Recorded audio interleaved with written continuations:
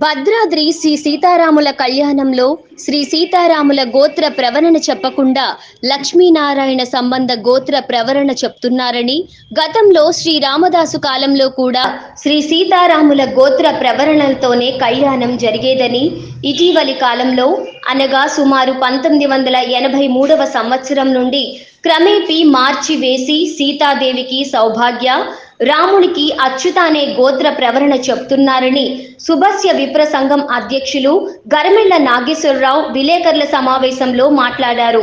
ఈ సందర్భంగా వారు మాట్లాడుతూ, ఈ విషయమై పూర్వాపరాలు పరిశీలించి భక్తుల మనోభావాలు దెబ్బతినకుండా గతంలో జరిగిన విధంగా సీతారాముల గోత్ర నామాలతోనే సంకల్పం చెప్పి కళ్యాణం జరిగేలా చూడాలని భద్రాచలం దేవస్థానం వారిని, దేవాదాయ ధర్మాదాయ శాఖ వారిని మరియు తెలంగాణ ప్రభుత్వంని కోరుతున్నామన్నారు. కొత్త విధానాలకు స్వస్తి పలకాలని మనవి చేసుకుంటున్నామని ఈ సందర్భంగా వారు తెలిపారు. ఈ కార్యక్రమంలో కొడుకుల లక్ష్మీ కృష్ణవేణి, నిష్టల దత్తశ్రీ, ఆదిభట్ల ఉషారాణి, కన్నెపల్లి సన్యాసిరావు పలువురు పాల్గొన్నారు. భద్రాచలం సీతారామచంద్ర స్వామి దేవస్థానంలో జరుగుతున్న చిన్న దోషాన్ని సవరించడానికి మేము చేస్తున్న ప్రయత్నం ఇది. లక్షల సంవత్సరాల క్రితం పుట్టిన సీతారామచంద్ర స్వామిని మానవ రూపంగానే కొలుస్తున్నారు అందరూ.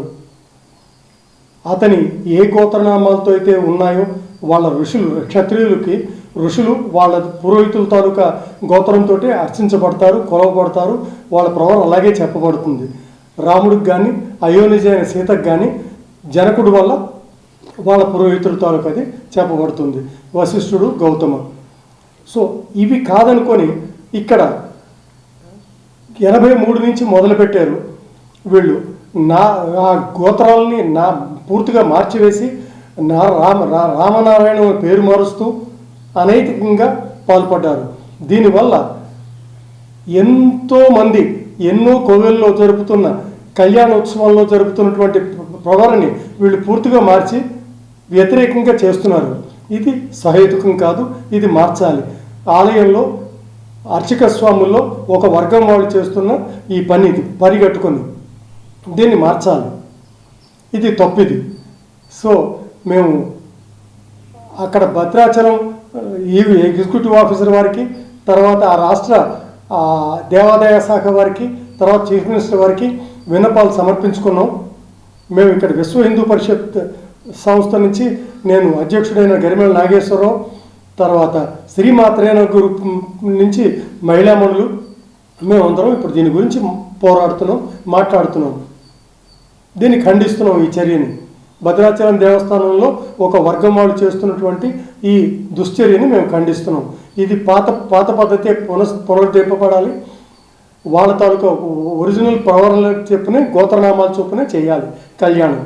జై శ్రీరామ్. 83 నుంచి జరుగుతున్నది ఇది.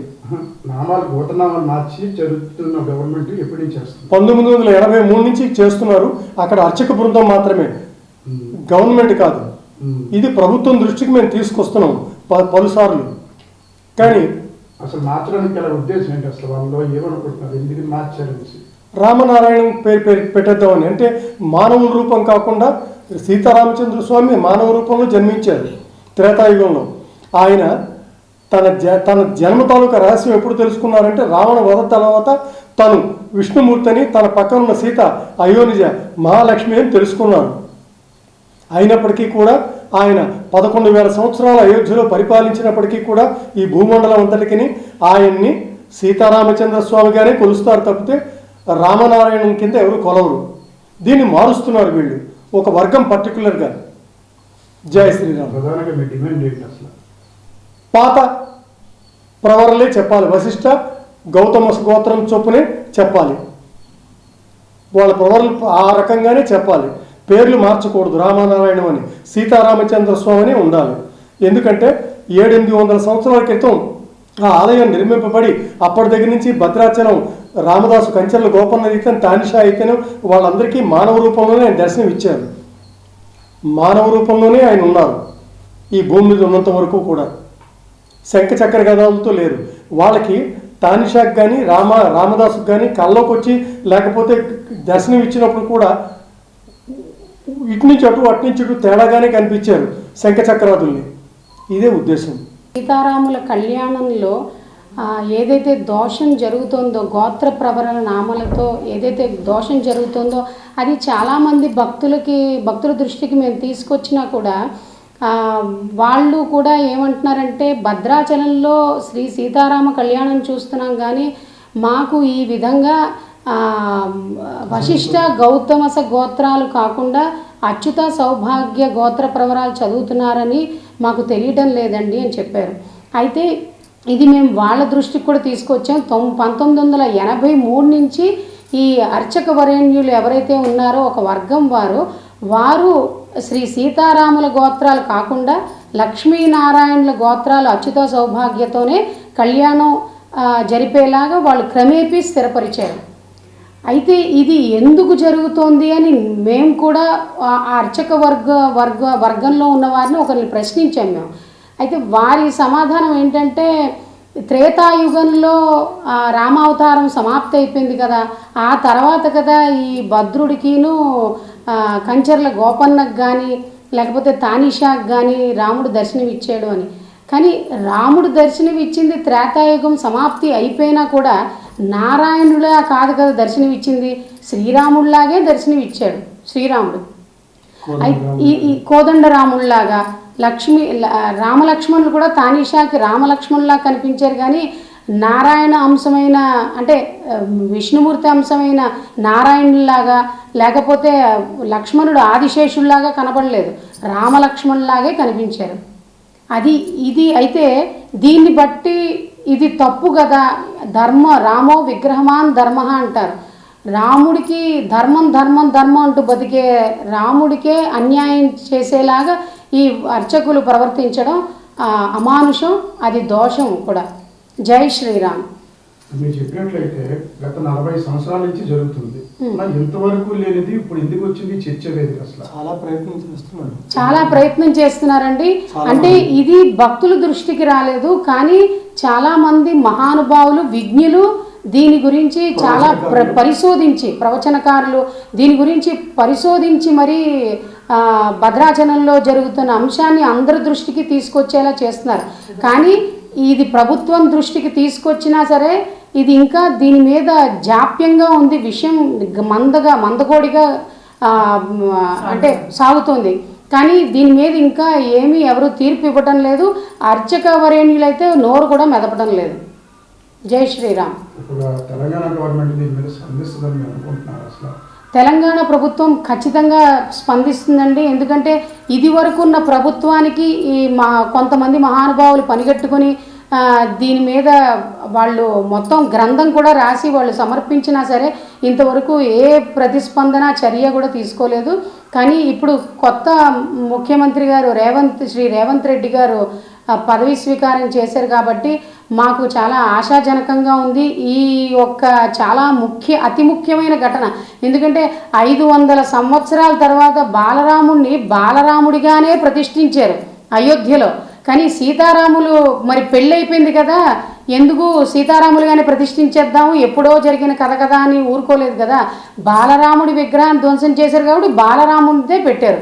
అలాగే ఈ సీతారాముల కళ్యాణ గోత్ర ప్రవరాలు ఏవైతే ఉన్నాయో పూర్వ సాంప్రదాయ ప్రకారం ఇప్పుడు కూడా వశిష్ఠ గౌతమసతో కళ్యాణం జరిపేలా చూడాలని మేము ముఖ్యమంత్రి గారికి సవినయంగా మేము కోరుకుంటున్నాం. తప్పక అతను కూడా దీని మీద స్పందించి తగు చర్యలు తీసుకొని భక్తుల మనోభావాలు దెబ్బతీయకుండా వారు మాకు ఈ విధంగా సహకరిస్తారని మేము కోరుకుంటున్నాం. మంది భక్తులు కానీ ఈ విషయం ప్రతిస్పందించిన వాళ్ళు కానీ రాముడికి నారాయణుడికి భేదం ఏంటి, ఇద్దరు దేవతలే కదా అని అడుగుతారు, ప్రశ్నిస్తారు. కరెక్టే. కానీ రాముడైనా కృష్ణుడైనా వామనుడైనా ఆఖరికి దశావతారాలు మొత్తం ఈ స్వరూపాలన్నీ శ్రీ మహావిష్ణువు అంశం వాళ్ళే. కానీ ఇక్కడ రాముడికి మాత్రం ప్రత్యేక చరిత్ర ఉంది. ఎందుకంటే వాళ్ళు త్రేతాయుగంలో సీతారాములు ఇద్దరూ మానవ రూపంలో జన్మించి ధర్మస్వరూపంగా నిలబడి ధర్మాన్ని ఆచరించి ఎలా మానవులందరూ ధర్మంగా జీవించాలని చూపించిన ఆదర్శ దంపతులు వాళ్ళిద్దరూ. అయితే ఇక్కడ కూడా రాముడికి నారాయణుడికి చిన్న భేదం ఏంటంటే, నారాయణుడికి కుడి చేతిలో చక్రం ఉంటుంది, ఎడం చేతిలో శంఖం ఉంటుంది. కానీ రాముడికి మాత్రం కుడి చేతిలో శంఖం, ఎడం చేతిలో చక్రం ఉంటుంది. అయితే ఈ భేదం కూడా మనం భద్రాచలంలో చూడొచ్చు. చతుర్భుజుడు ఇలాగే మనకి రాముడిలాగా కనిపిస్తాడు. రాముడికి కుడి చేతిలో శంఖం, ఎడం చేతిలో చక్రం. అలాంటప్పుడు రాముడికి నారాయణుడికి భేదం ఉందా లేదా? నారాయణుడు సాక్షాత్ దైవస్వరూపం, కానీ రాముడు దైవస్వరూపం అయిన మానవుడిగా జన్మించి మనకి ధర్మస్వరూపంగా ట్రాన్స్ఫర్మేషన్ అన్నమాట. అంటే మానవ రూపం కింద జన్మించి, అంటే అవతరించడం అంటేనే చిన్న రూపంలో రావడం అని చెప్తారు. అలాగా అవతరించిన ధర్మమూర్తి అతను. అయితే రామో విగ్రహవాన్ ధర్మ అని మనకి వాల్మీకి రామాయణ ఇతిహాసంలో కూడా పేర్కొన్నారు. కానీ ఇది మనకి ధర్మ ప్రతీక అని ఎలాగా? రాముడు చతుర్భుజుడే కాబట్టి మొత్తం రాముడు ధర్మమూర్తి, లక్ష్మణుడు కామం కింద, అర్థం కింద శత్రుఘ్నుడు, మోక్షం కింద భరతుడు పుట్టారు. ఆ పురుషార్థాలు 4, ఈ 4 అంటే 3 రాముడేమో ధర్మమూర్తిగా, ఆదిశేషుడు లక్ష్మణుడిగా, శంఖమేమో భరతుడిగా, చక్రమేమో శత్రుఘ్నుడిగా ఇలా పుట్టారు. పురుషార్థాలు 4 ప్రతీకలు ఇందులో. అయితే ఇలాగా ధర్మం ధర్మం ధర్మం అంటూ బ్రతికే రాముడికే ఈ చిన్న విషయంలో, అంటే వాళ్ళకి చిన్న విషయం కానీ మా భక్తుల మనోభావాలు దెబ్బతీస్తాయి. ఎందుకంటే ఇది గోత్ర ప్రవరాలు, అంటే కళ్యాణంలో చాలా అతి ముఖ్య కీలకమైన ఘట్టమే గోత్ర ప్రవరాలు. ఏ కళ్యాణంలో అయినా గోత్ర ప్రవరాలు ముఖ్యం. అలాంటిది ఈ విషయంలోనే అర్చకవరేణ్యులు ఇలా ధర్మానికి ప్రతీకైన శ్రీరాముడికి అధర్మంగా ప్రవర్తించడం అంటే అసలు ఖండించదగ్గ విషయం, బాధాకరం. గోత్రాలు మార్చేస్తున్నారు అని అసలు అందరూ ఇప్పుడు దేశం అంతా సనాతన ధర్మం ముందు ఎలా జరిగింది అవే మళ్ళీ వస్తున్నప్పుడు మనం ఈ మార్పులు 83 నుంచి ఈ మార్పులు చోటు చేసుకున్నాయి. అయితే రాముడు కళ్యాణానికి శుభలేఖలు కూడా వేశారు. ఆ శుభలేఖల్లో కళ్యాణ మండపం చిత్రం ఉంటుంది. ఆ కళ్యాణ మండపం చిత్రంలో మనకి చతుర్భుజుడు, దశరథుడు, కౌసల్య, సుమిత్ర, కైకేయి, వాటితో పాటు లక్ష్మణ, భరత, శత్రుఘ్నులు, జనకుడు భార్య, విశ్వామిత్రులు వీళ్ళందరూ చెక్కబడి ఉన్నారు. మరి దాన్ని బట్టి మనకేం తెలుస్తుంది? మరి రాముడు దశరథుడు కొడుకుగానే కదా కళ్యాణం పొందాడు. మరి అలాంటప్పుడు ఆ జనకుడు ప్రవర, ఆ దశరథుడు ప్రవర వాళ్ళదే కదా చెప్పాలి. మళ్ళీ కొత్తగా ఈ ప్రవరలు మార్చడం ఎందుకు? అదొక తప్పు కదా, అదొక దోషం కదా. ఇప్పుడు కృష్ణుడు గోత్రం రాముడికి చెప్పాం, రాముడి గోత్రం కృష్ణుడికి చెప్పాం. అలాంటప్పుడు రాముడిది, ఆ దశరథుడిది, జనకుడిదే గోత్రం కొనసాగాలి. ఇంకోటి ఏంటంటే మళ్ళీ ఇదేంటి శుభలేఖలతో పాటు ఈ రామోజీ లక్ష్మోజీ అన్న ఏదైతే మాట్లాడుకుంటున్నారు రామలక్ష్మణుల గురించి, ఆ తానీషాకి ఇచ్చిన మాడలు ఆ చిత్రం కూడా ఇస్తున్నారు. మరి ఆ చిత్రంలో కూడా రాముడు లక్ష్మణుడే ఉన్నాడు, కానీ చతుర్భుజుడు నారాయణుడు అట్లా ఏం లేడు కదా, రామ లక్ష్మణులే ఉన్నారు. అలాంటప్పుడు మనం ఏంటంటే ఇంతకు ముందు మాట్లాడుకున్నట్టు భక్తుల మనోభావాలు దెబ్బతినకుండా వాళ్ళ గోత్రాలే ఇంతకు ముందు ఎలా చదివారో 83 ముందర ఎలా చదివారో అలాగే ఇప్పుడు కూడా కొనసాగాలి. అది మనం ఏం మార్చకూడదు. ఒక వర్గం వాళ్ళు కొంచెం ఇది మంచి మనస్సుతో అర్థం చేసుకొని, ప్రభుత్వం కూడా అర్థం చేసుకొని దీనికి మార్పులు చేర్పులు చేస్తే చాలా ఆనందంగా ఉంటారు అందరూ. సీతారాముల గోత్రాలేంటి, లక్ష్మీనారాయణ గోత్రాలేంటి? సీతారాములు మానవ రూపాల్లో అవతరించి ఆదర్శప్రాయంగా జీవించి చూపించిన దేవతలు. వారు క్షత్రియ కులంలో పుట్టారు. సీతాదేవి అయోనిజ అయినప్పటికీ ఆ మానవ రూపమే. అటువంటి క్షత్రియులు, ఇద్దరు క్షత్రియులే. వారు పురోహితుల తాలూకా గోత్రాలే వాళ్ళకి సంబంధించి ఉంటాయి. రాముల వారి గోత్రమేమో వశిష్ఠ గోత్రము, ఎందుకంటే వాళ్ళ పురోహితుడు వశిష్ఠ మహాముని. సీతాదేవి గోత్రమేమో గౌతమస్ గోత్రము, వాళ్ళ పురోహితుడు గౌతమసుడు. అందువల్ల ఆ గోత్రాలతోనే ప్రవరలు చదవాలి. అలా చదవకుండా లక్ష్మీ నారాయణ అవతరించిన వాళ్ళు సాక్షాత్ దేవతలు. వాళ్ళు మానవ రూపంలో రాలేదు సీతారాముల్లాగా. వాళ్ళ గోత్రాలు ఏంటంటే ఇలాగా నారాయణ, అచ్యుత, సౌభాగ్య అని చదువుతున్నారు. అలా కాకుండా మనకి మొదటి నుంచి సీతారాముల గోత్రాలు వాళ్ళ ప్రవర్తనే చదివి ఆ రకంగానే పూజ చేస్తే బాగుంటుంది. ఇప్పుడు అర్చకవర్యులు అలా మార్చకూడదు కదా, అలా మార్చడంలో వాళ్ళ ఉద్దేశం ఏమిటో మనకు తెలియదు. వీళ్ళు దేవతలు వాళ్ళ మానవ రూపంలో మనందరినీ అనుగ్రహించడానికి వచ్చి అక్కడ దేవతలే అదే విగ్రహ రూపంగా మనకి దర్శన భాగ్యం ఇస్తున్నారు. అందుకని వాళ్ళ గోత్రాలు యథావిధిగా ఇంతకుముందు 83 ముందు ఎలాగా ప్రవర్ చదివారో ఇప్పుడు కూడా అలాగే చదవాలని, ఆ రకంగానే ముందుకు వెళ్ళాలని మేము కోరుకుంటూ. Hi viewers, Vizag vision channel ని సబ్స్క్రైబ్ చేసుకోండి. మా ఛానల్ అందిస్తున్న జాతీయ అంతర్జాతీయ స్థాయి వార్తా విశేషాలు నోటిఫికేషన్స్ కోసం ఇక్కడ కనిపిస్తున్న బెల్ ఐకాన్ ని క్లిక్ చేయండి.